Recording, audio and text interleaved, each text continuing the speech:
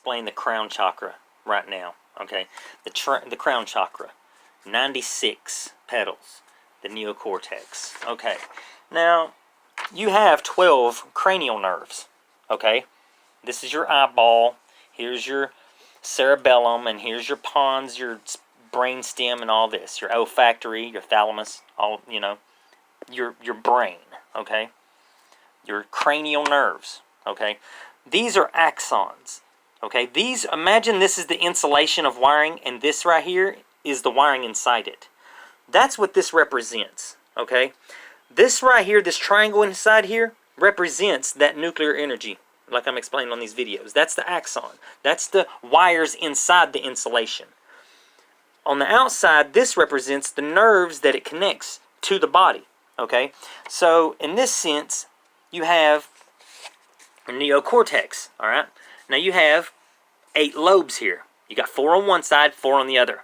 Okay, so you have 12 cranial nerves times 8 lobes. That's 96. Okay, that's the 96 petals on the chakra, on the crown chakra. And all of these represent, the petals represent something of this literal system here. The limbic system, there's 2. Okay, this right here, there's 2. This is literally like your third eye chakra. Okay, and everybody say your pineal gland is your third eye chakra. Yeah, that part, that's actually correct. That's one of them. The other one is your pituitary gland. The 2 glands that regulate endocrine and energy and hormones and everything that makes your body you and maintains you, helps regulate your body pretty much. Helps your brain, helps it sleep, it helps do all this. Okay, your pineal gland and your pituitary gland. Okay, that's your third eye chakra. Okay, and obviously you got your nuclear here. That's your axons. That's the core of it, and then you have what's the insulation around it, the tissue and other fiber of the body. See, you have your brain stem here and all the nerves. You got your lumbar here. This is what I'm getting from it. I believe that the far ancients that knew this stuff not only knew about energy harvesting, or how they could use the energy in your body, with chi flow and stuff like that, or how to make an exoskeleton machine around it and tap into this nervous system. They literally knew how to fix someone that broke their neck and was paralyzed. They didn't have to worry about paralysis. They literally knew how to fix someone.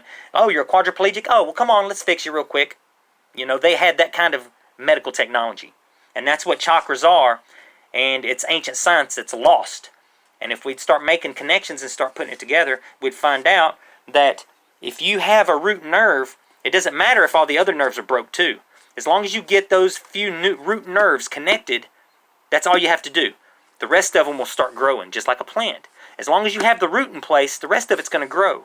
Okay? They'll have to regrow new pathways and new neurological sense. You have to, work on it and exercise it and try, because the more you do that, the more it works.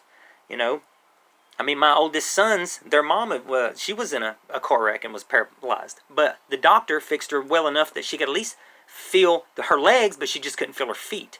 And of course, she never really, anyway, I ain't going to get into all that. But regardless, I tried to help her. Some people just, get used to it, and I don't want to get into it, but I believe that they literally knew that the neurological sense of the body, they really knew this stuff. And every time when it comes to this, look for Roman numerals. That's explaining something deep. There's truth in that. Because when they start labeling it in Roman numerals, that's the Greek science. That's where the science is really at. You have to dig deep. Alpha, beta, omega. It's really in there. They really knew something. See, and these represent those root nerves of the body. See, this would be the nerve trunk. And that's what they're trying to tell us with these. They're using simple depictions of the human body, but we're not putting it together. We want to say, oh, they just make it all up. Well, dude, if you're going to consider they made all this stuff up, and it just happens to coincide with everything I'm finding here, and this theory, and the pyramids, and, cold fusion, and the singularity. If they just made all this stuff up, man, I wish I could make up stuff that accurate. Golly, I wish I was that accurate. But it took me a long time to learn and cram this stuff into my head and forget everything that they teach you. I had to unlearn all the crap that the Big Bang Theory teaches you. You have to unlearn that.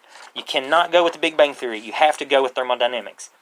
You literally have to go with thermodynamics. Okay? Here's a quick. Okay, look. First law, energy transforms. Okay, look, timeless oblivion. You have space. There's energy here, becomes a singularity. It coalesces into a singularity literally through plasma. It dies and becomes atoms and a universe. Okay? Once this reduces back to ashes, it's all going to happen again. Everything's going to recycle.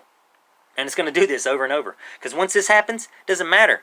All of the nuclear and electric energy in the universe is still going to be floating around. Just because you use electricity, just because I'm using electricity right now, that electricity's not gone. That electricity's going through that monitor, going through a ground, wherever it's getting grounded at, that's where it's at. And it's still staying there. Those electrons are there. They're in the universe and they still exist. So all the nuclear and electric energy is still going to be floating around, and it's all going to happen again. Ashes, nuclear and electric energy.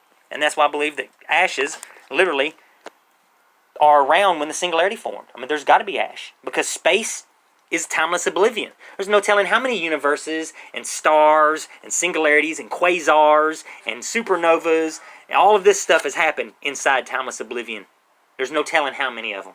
There's no telling how many times our universe has literally went trillions of years of existing and then dying, and then billions of years over again and doing it all. This universe could have existed 100,000 trillion times in the fabric of existence.